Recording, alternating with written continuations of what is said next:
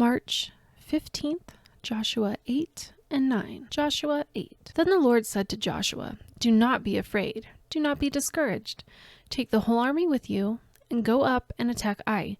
For I have delivered into your hands the king of Ai, his people, his city, and his land. You shall do to Ai and its king as you did to Jericho and its king, except that you may carry off their plunder and livestock for yourselves. Set an ambush behind the city." So Joshua and the whole army moved out to attack Ai. He chose 30,000 of his best fighting men and sent them out at night with these orders. Listen carefully. You are to set an ambush behind the city. Don't go very far from it. All of you, be on the alert. I and all those with me will advance on the city, and when the men come out against us, as they did before, we will flee from them. They will pursue us until we have lured them away from the city, for they will say, "They are running away from us as they did before." So when we flee from them, you are to rise up from ambush and take the city. The Lord your God will give it into your hand. When you have taken the city, set it on fire. Do what the Lord has commanded. See to it you have my orders. Then Joshua sent them off, and they went to the place of ambush and lay in wait between Bethel and Ai, to the west of Ai. But Joshua spent that night with the people. Early the next morning, Joshua mustered his army, and he and the leaders of Israel marched before them to Ai. The entire force that was with him marched up and approached the city and arrived in front of it. They set up camp north of Ai with the valley between them and the city. Joshua had taken about 5,000 men and set them in ambush between Bethel and Ai to the west of the city. So the soldiers took up their positions with the main camp to the north of the city and the ambush to the west of it. That night Joshua went into the valley. When the king of Ai saw this, he and all the men of the city hurried out early in the morning to meet Israel in battle at a certain place overlooking the Arabah. He did not know that an ambush had been set against him behind the city. Joshua and all Israel let themselves be driven back before them, and they fled toward the wilderness. All the men of Ai were called to pursue them, and they pursued Joshua and were lured away from the city. Not a man remained in Ai or Bethel who did not go after Israel. They left the city open and went in pursuit of Israel. Then the Lord said to Joshua, "Hold out toward Ai the javelin that is in your hand, for into your hand I will deliver the city." So Joshua held out toward the city the javelin that was in his hand. As soon as he did this, the men in the ambush rose quickly from their position and rushed forward. They entered the city and captured it and quickly set it on fire. The men of Ai looked back and saw the smoke of the city rising up into the sky, but they had no chance to escape in any direction.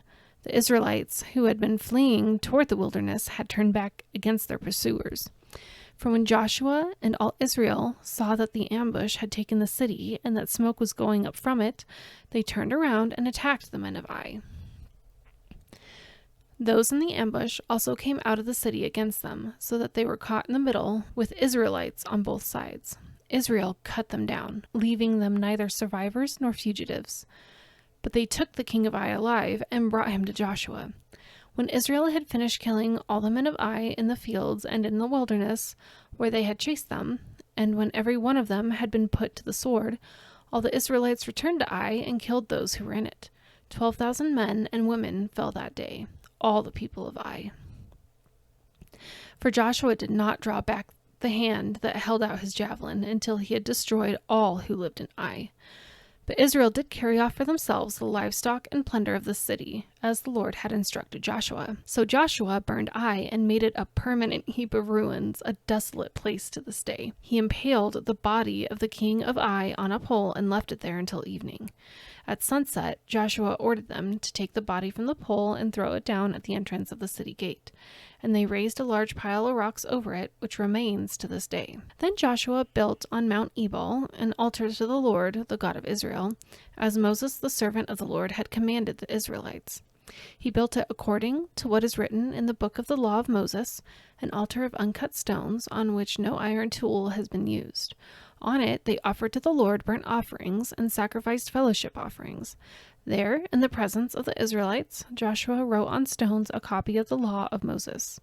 All the Israelites, with their elders, officials, and judges, were standing on both sides of the ark of the covenant of the Lord, facing the Levitical priests who carried it. Both the foreigners living among them and the native-born were there. Half the people stood in front of Mount Gerizim, and half of them in front of Mount Ebal, as Moses, the servant of the Lord, had formerly commanded when he gave instructions to bless the people of Israel. Afterward, Joshua read all the words of the law, the blessing and the curses, just as it is written in the book of the law.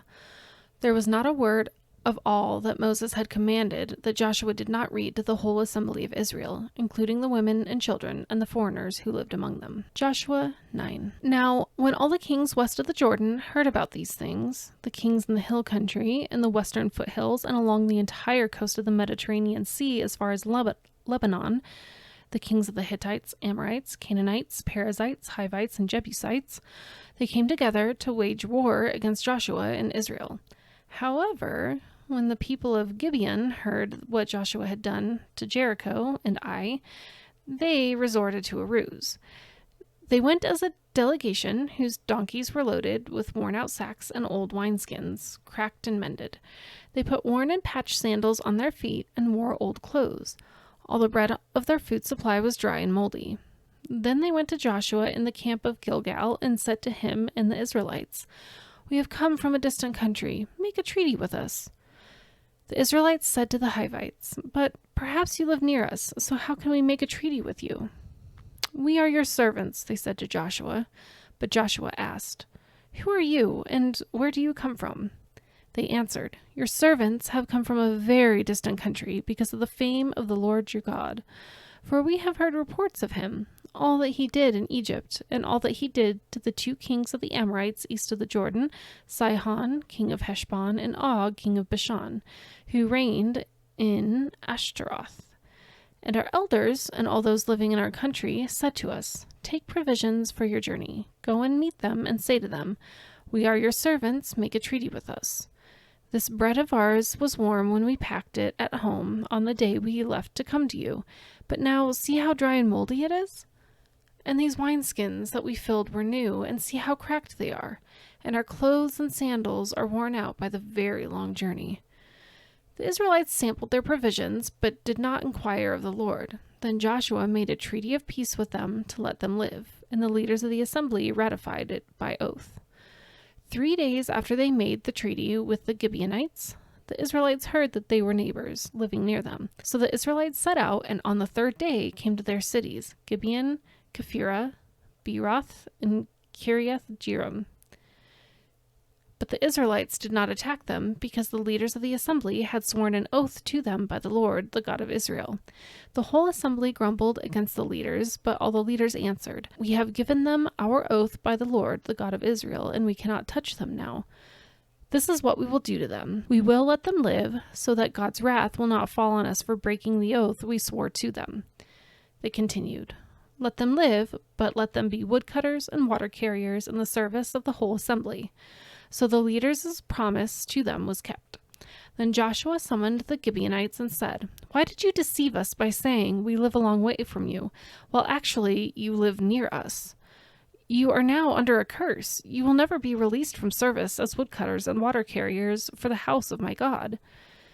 They answered Joshua, "Your servants were clearly told how the Lord your God had commanded his servant Moses to give you the whole land and wipe out all its inhabitants from before you. So we feared for our lives because of you, and that is why we did this. We are now in your hands. Do to us whatever seems good and right to you." So Joshua saved them from the Israelites, and they did not kill them. That day he made the Gibeonites woodcutters and water carriers for the assembly to provide for the needs of the altar of the Lord at the place the Lord would choose. And that is what they are to this day.